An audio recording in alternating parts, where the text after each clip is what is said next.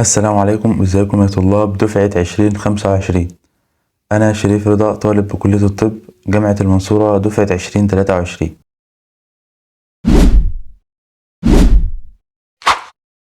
بإذن الله أكلمكم النهاردة عن حاجات كنت أتمنى إن حد يقولي عليها في الفترة دي بالذات. أولا، إحنا على أعتاب معركة شرسة جدا، ولازم أنت تكون بطلها من أولها لآخرها.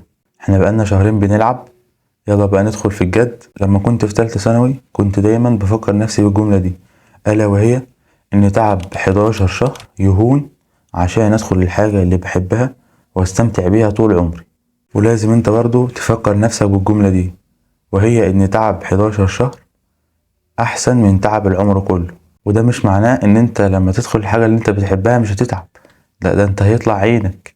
بس في فرق كبير ما بين ان انت تتعب في حاجة بتحبها وتتعب في حاجة ما بتحبهاش. طبعا هيكون في سقطات كتير على مدار السنة، بس الشاطر واللي بإذن الله هيوصل هو اللي بيقوم وينفض التراب كده ويكمل ويجدد دوافعه.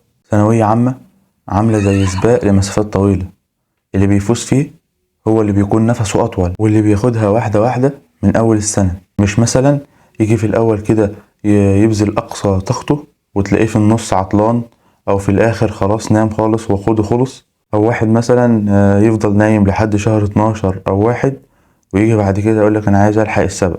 أنا بقولك ما تكونش ده ولا ده، الوساطة حلوة. امشي واحدة واحدة طول السنة، وبإذن الله النجاح محسوم. إن الله لا يضيع أجر من أحسن عملا. نبدأ بقى بالمفيد، وهي المواد اللي مشتركة بين علم علوم وعلم رياضة. نبدأ بالفيزياء.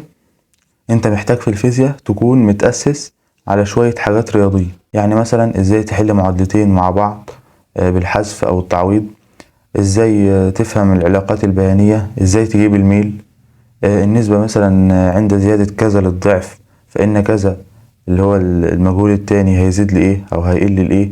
الحاجات دي بتبقى يعني معتمدة شوية على رياضة، فلازم انت تكون عارفها من أول السنة عشان ما تتعبش في الفيزياء. وعشان كده انت محتاج تسمع أستاذ محمد رضا، أفضل أستاذ عامل فيديو تأسيسي على اليوتيوب، حوالي ساعة وعشرين دقيقة، مش هياخد منك كتير، هسيبهولكم في الوصف. ندخل على المادة اللي بعد كده، وهي مادة الكيمياء.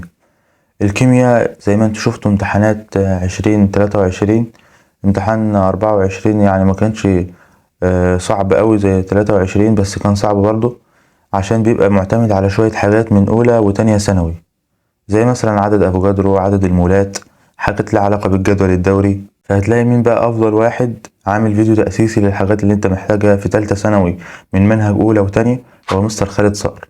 عامل فيديو حوالي 3 ساعات، يعني مهم جدا جدا جدا، يعني يعتبر أهم فيديو في السنة، لأن هو ده الأساس اللي انت هتبني عليه بقية مادة الكيمياء. برضه هسيبهولكم في الوصف. في حاجة مهمة جدا جدا جدا، ألا وهي، هو انت لسه ما عملتش اشتراك؟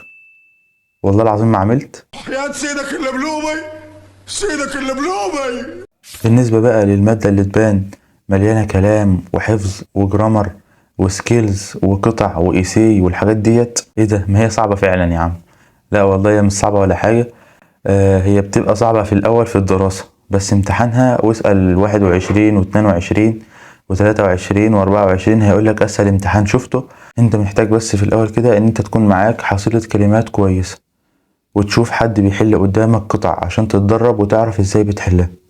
وأفضل واحد هيعمل لك كده وهو إنجليشاوي، سلسلة من الفيديوهات، حوالي 10 فيديوهات، كل فيديو حوالي ساعة.